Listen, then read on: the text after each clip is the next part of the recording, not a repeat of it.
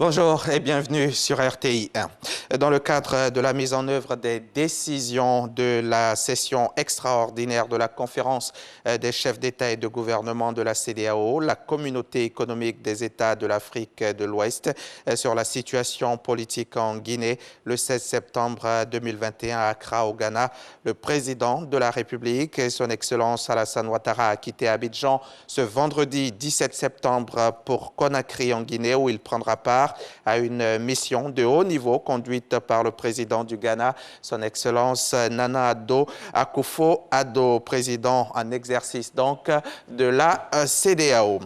Le sommet extraordinaire de la CEDEAO a pris fin hier jeudi dans la soirée avec une série de mesures contre la Guinée. En tout, ce sont 6 points qui ont été énoncés ce jeudi soir à l'issue de ce sommet, notamment le maintien de la suspension de la Guinée de toutes les instances de l'organisation, une transition de 6 mois demandée et interdiction de voyager pour tous les membres du CNRD. Et bien sûr, le chef de l'État, Alassane Ouattara, a pris part à ce sommet. Viviane Naïm. Obtenir la libération immédiate et sans condition du président Alpha Condé, encore aux mains des soldats putschistes du 5 septembre dernier en Guinée, mettre en place un cadre de discussion pour obtenir des militaires au pouvoir, le retour à l'ordre constitutionnel dans un délai assez rapide, examiner des sanctions à appliquer en cas de refus de la junte militaire de remettre le pouvoir aux civils. Le sommet extraordinaire de la CEDEAO, qui s'est tenu ce jeudi 16 septembre à Accra, au Ghana, s'est penché sur autant de points. Ce sommet se voulait en outre un front uni de tous les chefs d'État de la CEDEAO pour condamner fermement le retour des coups d'État dans la sous-région ouest-africaine, illustré par les 2 coups d'État successifs au Mali, le 18 août 2020 et le 31 mai 2021, puis dans un délai rapproché, le coup d'État en Guinée du 5 septembre 2021. Réunis à Accra, le président de la République Alassane Ouattara ainsi que tous les autres chefs d'État de la CEDEAO se sont longuement concertés sur la mise en place d'une transition en Guinée et qui sera dirigée par une autorité civile. Toutefois, la mesure de suspension de la Guinée de tous les organes de la CEDEAO reste toujours en vigueur.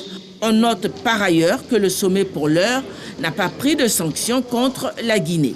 Le président de la République, Alassane Ouattara, a regagné Abidjan en fin d'après-midi. On en vient maintenant à cet atelier de formation organisé par Alliance Borderless, un atelier qui a porté sur la compétitivité des corridors de transit dans l'espace UEMOA. Une occasion de présenter également les résultats du rapport du premier trimestre 2021 de l'Observatoire des pratiques anormales. On fera cela à 13h avec Dangui Dangui. Autre secteur d'activité, autre atelier. Les responsables des IFEF viennent de dresser le bilan de l'année académique 2020-2021. Par IFEF, entendez institution de formation et d'éducation féminine. Au cours donc de cette rencontre qui s'est tenue dans la commune d'Adjamé, les perspectives ont été dégagées. Evelyne Yeboué et Patricia Omouetia nous feront le compte-rendu dans le 13h. Depuis la condamnation en 2016 de l'ex-président tchadien Hissène Habré, l'Union africaine est chargée de mettre en place le fonds fiduciaire qui permettra de dédommager les 7400 victimes. Une délégation de l'UA est toute la semaine à N'Djamena pour finaliser la mise en place de ce fonds. L'instance se donne une semaine pour finaliser la mise en place donc, du fonds. À N'Djamena, elle doit rencontrer victimes, avocats et autorités avec des rendez-vous au ministère des Affaires étrangères et de la Justice.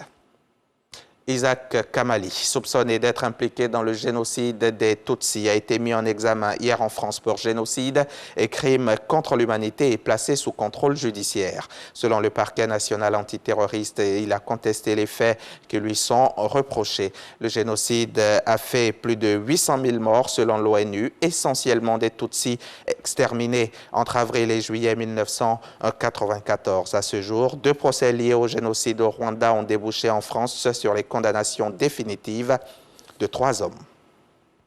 En Haïti, le mystère autour de l'assassinat du président Jovenel Moïse le 7 juillet perdure et c'est autour de cet attentat que se cristallisent aujourd'hui les divisions au sein du parti au pouvoir. Soupçonné pour avoir été en contact avec l'une des personnes activement recherchées dans le cadre de l'enquête sur le meurtre du président Jovenel Moïse, le Premier ministre Ariel Henry se défend et dénonce un tapage motivé par des intérêts politiques.